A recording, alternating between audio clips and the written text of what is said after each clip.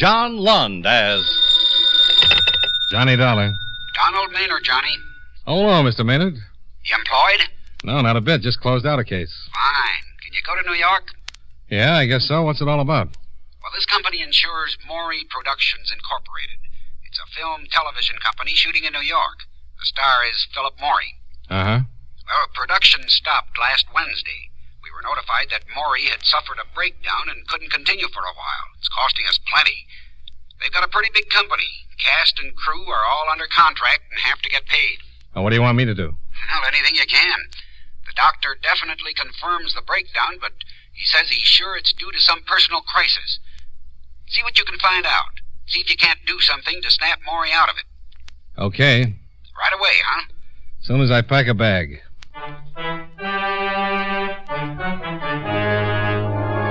John Lund in another adventure of the man with the action-packed expense account, America's fabulous freelance insurance investigator. Yours truly, Johnny Dollar.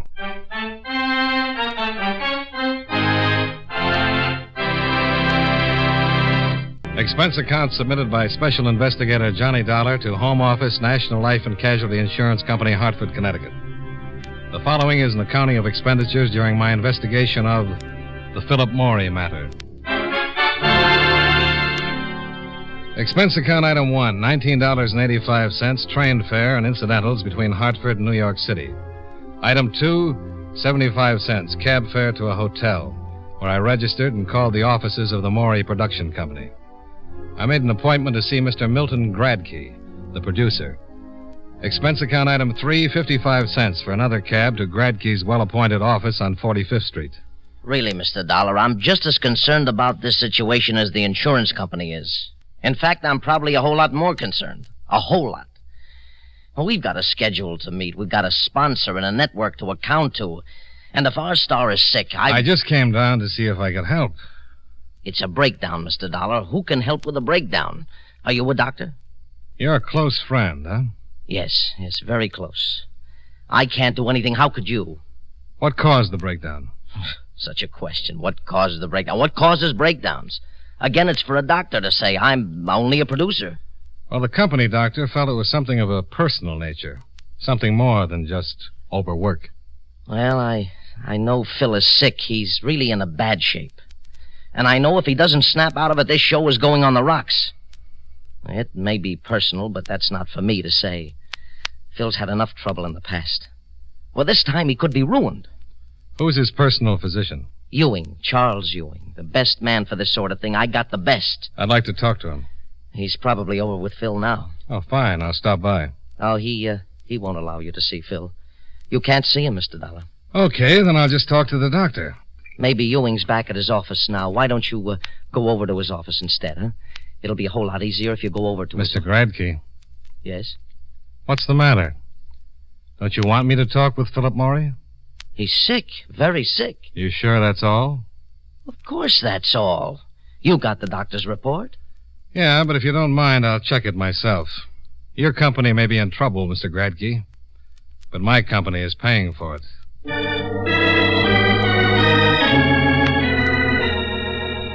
Expense account item 4, $1.25 for still another cab. Philip Morey was residing in an apartment on Park Avenue. I had trouble getting by the doorman, the receptionist at the switchboard, and the elevator operator, but I got by them. I walked down the 3rd floor of the building and knocked on the door to Philip Morey's apartment. Yes? Dr. Ewing? No, he just left. My name is Dollar.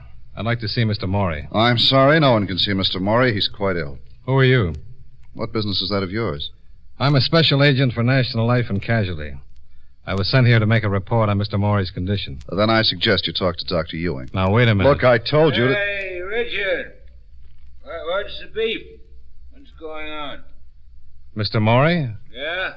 Phil, you better go on back in your room. Why? What do you want, Edward? My name is Dollar, Mr. Morey. Okay. What's it all about, huh? I told him you weren't seeing anyone. Yeah? He's from the insurance company. I don't want any. You already have it. I just came down here to see if I could help... Wait a minute. I don't want any insurance. I'm a lousy risk. Phil. No. Go on, fella. Beat it, you hear me? Go on. Okay. Don't get rough. You're in no condition. You think so, huh? Look, Mr. Morey, my company got a report that you'd suffered a breakdown. Yeah. Well, good for them. It looks to me more like a 90-proof breakdown, and it smells like it, too. Well, what's it to you? Plenty. My company's paying a lot of money while you're laid up. As long as it's a legitimate illness, they're obligated to keep on paying. And if I'm just drunk? I doubt if my company would think kindly of you, Mr. Morey. Well, isn't that just too bad? Mr. Dollar, he didn't start hitting the bottle until last night. Just forget the excuses. Just drop it. And you get out of here now, huh? Go on, get out. Okay. And tell your stinking company I'm gonna stay drunk until we have another blue snow. Okay? It's fine with me. I'll send you a sled with a coffin on it. I was supposed to help Morey straighten himself out, but this wasn't just a breakdown. He was boiled to the eyebrows. And if you could go on past performances, it was an odds-on bet he'd stay that way. Expense account item 5. $1.35 cab fare from the Park Avenue apartment to the hotel, where I went to the bar to cool off. I had a fast one and was reaching for another when I was interrupted. Mr. Dollar? Oh. I talked with Milt Gradkin. He told me you were staying here. Okay. First, let me apologize for what happened. Forget it. Can I sit down? Sure. We really didn't meet officially. I'm Richard Long. I'm the writer-director on the series. Well, if Morey stays loaded, you're going to be out of a job. He just started drinking last night. Insurance doesn't cover a lost weekend. I'll have to report it.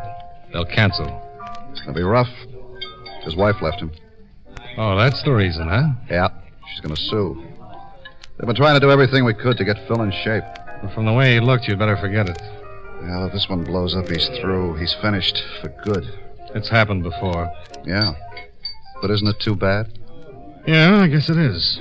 He's one of the biggest talents we've ever had in this business. And he's gotten into more trouble. Look, I'm not defending his mistakes, just his talent. If you're going to ask me not to make that report to Look, my Mr. company... Dollar, I know you've got a job. I know your company can't be expected to keep on paying while Phil's in this condition. Well, I'm glad you understand. But they've paid up till now, and believe me, you've got my word. Until last night, Phil Morey hadn't touched a drop. Well, even if that's true, Morey's drinking now, and he looks like he's good for a long, long time. He's fallen off before, hasn't he? Yes? He lost his motion picture contract the last time, didn't he? Yes, but all that straightened itself out. It looked pretty crooked this afternoon. This would never have happened in a million years if it wasn't for that wife. Well, that's another one of his patterns, isn't it? He's been sued by more ex-wives. Mr. Zoller, I've never said he was right. I never said any of the trouble was anything else but his own fault. But you don't know him. Not many people do. This guy is the most considerate, charitable... When he's sober. Listen, if you've got about 12 hours sometime, I'd like to impress you with some of the good things on the other side of the ledger. He's given Janet everything she could want. Sure, he was wrong. He should have belted her one and told her to keep in line. He's made the same mistake with every woman he's ever been involved with, and they've all taken him. Nearly everyone's taken him. Business managers, agents. You think them up, and they've had their fingers in the pie. For a while, there was a pretty big pie. Sounds like fodder for a good psychoanalyst. Yeah, but... Well, Janet's leaving him was too much. Even as bad as he was, he didn't hit the bottle. He just kind of folded up, but he stayed on the wagon. Until last night. Yeah. Her lawyer called, and Phil got to the phone before I did. He was almost well, didn't care if he ever saw her again. The lawyer said lawsuit, and Phil headed for the bar. Well, a breakdown is one thing, but a drunk is something else. And he doesn't exactly have the cleanest record in the world. A couple of his binges turned into marathons. Well, I don't know what to do. That's why I wanted to see him. I was sent down here to straighten him out if I could. Get that dame to lay off the lawsuit, and you can. Well, maybe she thinks she's got a case. The other wives did all right. Well, that's why he flipped. He just can't afford it. You got any idea how much alimony he's paying right now? Yeah, I've heard. And it's more than just the dough. This one's taking him. He's played it straight all the way. Gave her everything she wanted. Laid off the booze. Really, I know. He tried to make this one work. And why did she leave him? She figured it was the right time. He's going good. Still got a lot of money. She's a tramp. Does he think so? Well, he does now. I never said anything to him while they were together, and there was a lot I could have said, but, you just don't do those things. No, it never helps. After she left him, I finally sat him down and gave it to him straight. He got sore, but he listened, and he started putting things together. She played around all over the place while she was with him, but she did it smart. It's the old story about the husband being the last one to know. And he took it? Yeah, and it helped. I really gave it to him, everything I knew. He must have made quite a study. Well, she threw a few pitches my way. Well, if you know all these things, why not let her take it to court? Sounds like you've got enough honor to stop any kind of a suit. No. I said she played it smart. It's all hearsay. She'd just deny it, and who's going to call her a liar? The guys she was mixed up with? Maybe. Not these guys. They were hand-picked. You said she threw a few pitches your way. Look, Dollar, Maury's my closest friend. What do you think I'm going to do? Well, I came down here to see if I could help. But it looks pretty hopeless. I don't know. He looked like he was headed for a wet evening. Anyone holding his hand? Yeah, I left Milt with him. We've been working in shifts. His wife's name is Janet, isn't it? Yeah. Where does she live? 55 West 125th Street. Okay. Why don't you wait for me here? You going over to see her? I'm supposed to save my company money, Mr. Long. Maybe Mrs. Morey can suggest something. Are you kidding? Yeah. But have you got a better idea? Good luck.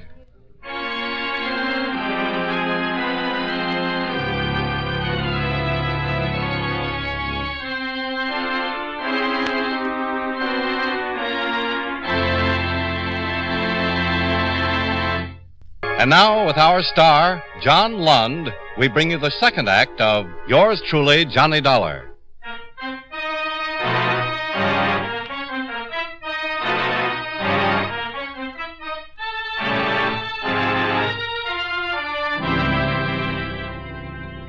I left Long in the hotel bar and ran up expense account item 6, $1.45, for one more cab to take me to Mrs. Philip Morey's apartment building. I buzzed for the elevator, and when it arrived, a man stepped out and brushed my shoulder. Sorry. I'd seen him before someplace. And while the elevator took me up to the 4th floor, I tried to place him. Oh, I couldn't remember. But for some reason, the man seemed to be important. I got off at the 4th floor, still trying to place the face, and walked down the hall to Mrs. Morey's apartment.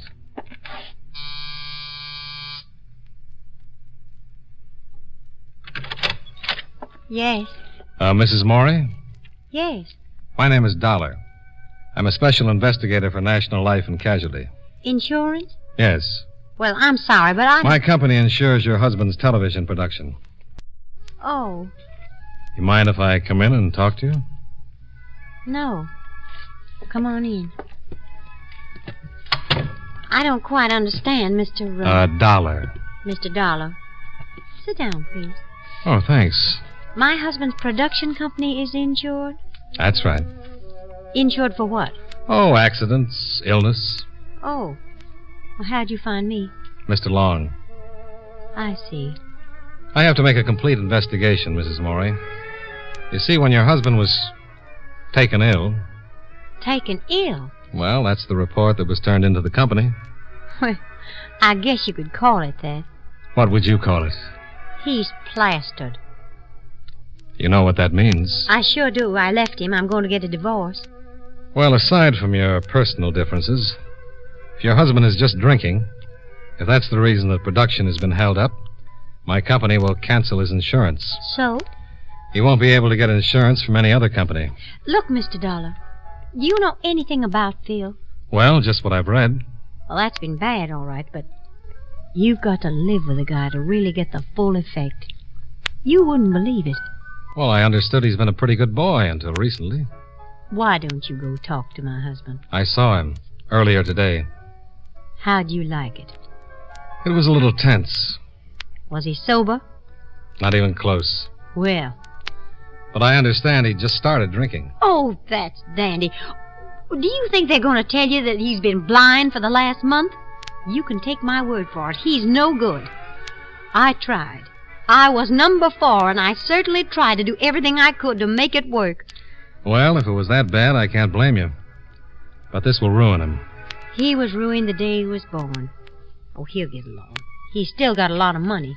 After all the alimony he's been paying out? Mr. Dollar, Phil has made over $6 million since he started in the business.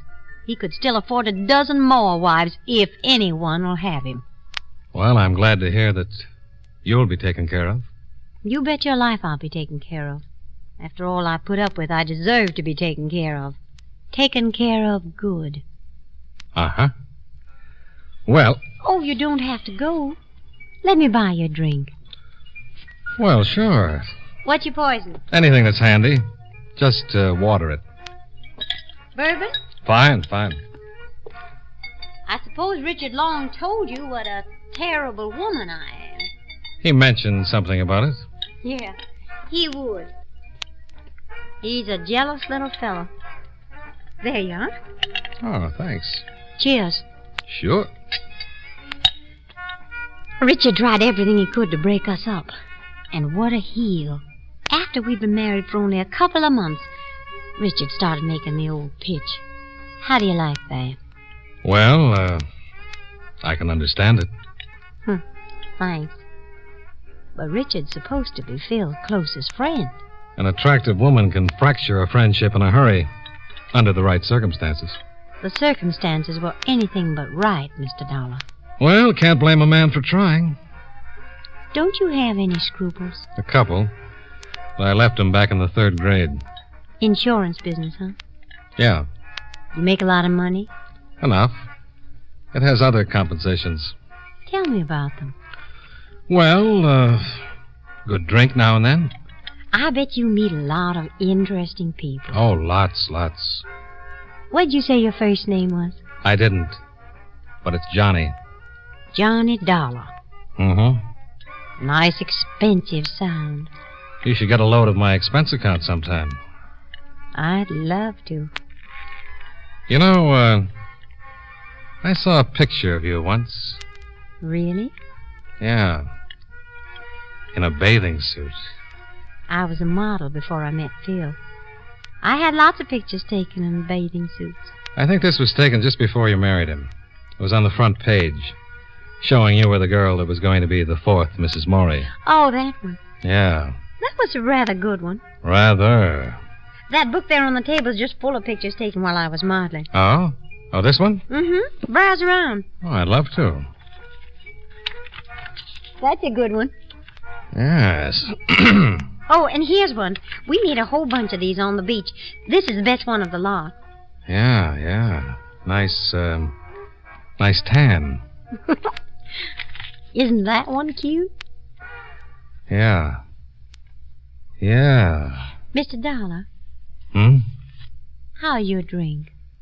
It just curdled. Let me build you a fresh one. Oh, no, thanks. I have to go. Oh, I'm sorry.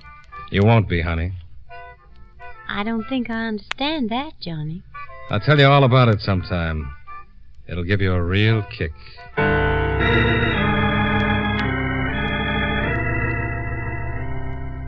I left Mrs. Morey looking a little worried. And whether she knew it or not, she had a right to be.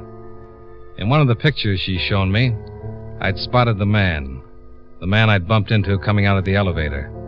And I remembered who he was. Expense account item 7, $1.45. Cab fare back to the hotel, where I told Richard Long about the man in the picture. Eugene's Sweet. Ever heard of him? No. I couldn't remember until I saw that picture. There was a big case in L.A. He was convicted and sentenced. Did 3 years for forgery. I was in on the case. Sweet. No, I don't know. And there was a girl mixed up in it. Janet? No. But it was an interesting setup. Sweet introduced the girl to a wealthy old man. The girl married the wealthy old man. Now, it seems the girl would have Sweet sign her husband's name to a check, then she'd fill in the amount and cash it. Not big checks. But after about 4 years, they added up. Well, a man named Swift introduced Phil to Janet. I never did like him. He used to hang around all the time. Phil got tired of him in a hurry and gave him a bounce. What did he look like? Oh, he was tall, kind of greasy around the edges, weighed about as much as I do. Where does he live? I don't know. I've only seen him a couple of times since Phil got rid of him. Why, you think Swift might be this Sweet or whatever his name is? Well, it's a long shot, but you never know. I guess I could find out. Milt might know. Would Janet? Sure. She might. Why don't we ask her? Yeah. Why don't we just go back to her place and you have a look at that picture book? I'm with you.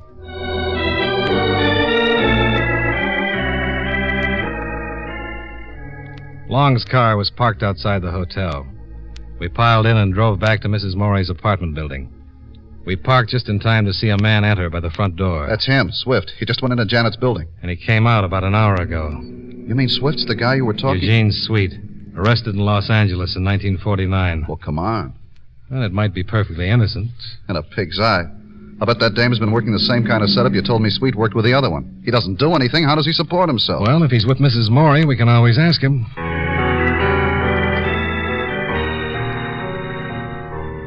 We went into the lobby and waited for the elevator to come down. Long looked happier than a kid in an acre of new cement, and there was just a chance he had a right to be. The elevator arrived, and so did Milt Gradke, the producer, who came busting into the lobby from the street. Milt? Richard, I've been calling you all over the place. What's the matter? Phil, he's loose. I couldn't keep him in the apartment. Oh, no. I tried, but he got rough. He tried calling Janet, but she hung up on him. Then he went wild. You think he's here with Janet? Yes, and that's not the half of it. Come on, we better get up there. There's no telling what he might do. You know about it? What do you mean about Sweet? Who? Sweet. I'll tell you later. I thought you meant the gun. Gun? Yes, Phil's got a gun with him. On the way up, Long explained as much as he could to Gradke, and Gradke continued to apologize for not being able to restrain Morey. We left the elevator on the 4th floor and hurried down to Mrs. Morey's apartment. The door was ajar. Sounds like they're all in there. Well, what are we going to do? Well, if he's got a gun... He sure has. I'm going in. Get back! Get back. Get back. Frankie, do something! Put down the gun, Morey. Don't come near me. Get back. I warn you. Don't anybody get near me. I swear I'll shoot. Phil. Not even you, Dick, no. You too, Milt. Get back. Miss Dane. Miss Dane thought she was going to take me. Well, she's not going to get away with it. Phil, No, please. no. I am through. Nothing's left. So I'm going to do it up brown. What do you think of this dame, Dick? Look who comes to see you. His real name's Sweet, Eugene Sweet. Huh? What? That's right, Morey. He's done time. Yeah? Morey, put down the gun. It's a better than even bet that your wife's been pulling a fancy bit of hijacking, Miss Sweet. Huh? That's right. Tell him about it, you little tramp. Yeah. Tell me about it. Look, Phil. I want the whole thing. How did you take me? Come on. He introduced you to Janet, didn't he? Yeah, he did. They had it all settled. She marries you, sticks around for a while, and Sweet, being a good forger, signs your name to some checks. Tell him, Janet. Yeah? Phil, look, you didn't do wrong. You did everything right. For goodness sakes, Phil, nobody's going to blame you now. Only put away that gun. Put it down, Mr. Morey. Stay back. Mr. Morey, Yeah? these two men have a lot of belief in you. They think you can straighten out in spite of everything that's happened. Now, nobody's going to blame you for anything unless you use that gun. Frankly, what happens to you doesn't make any difference to me. It doesn't make any difference to anyone. It does to these two guys. Why don't you start thinking about somebody else for a change? Let's see you prove you're worthy of their friendship. Stay away. Give me that gun. Now, come on. You're not whipped. Everybody gets in a slump now and then. Come on. Give me the gun, Mr. Morey.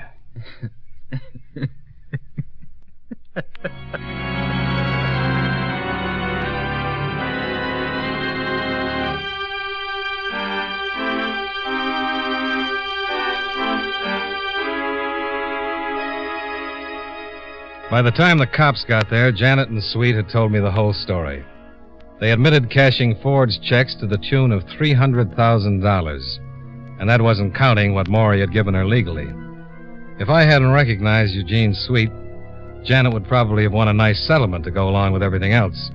Morey had written so many checks he never would have noticed the extra ones. Oh, he was a setup. He spent money hand over fist, and his business manager would never think a dozen small checks a week were forged.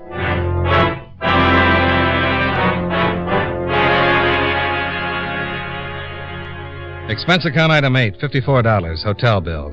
Item 9, $18.83, train fare and incidentals back to Hartford. Expense account total, $99.38. Yours truly, Johnny Dollar.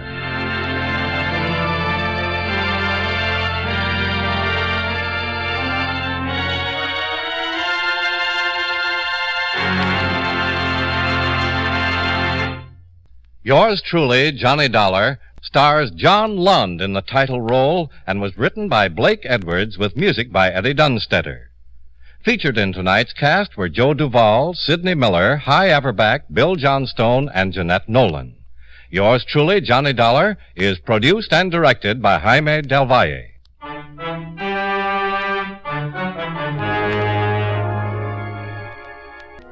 This is Charles Lyon, inviting you to join us again next week at this same time when, from Hollywood, John Lund returns as... Yours truly, Johnny Dollar.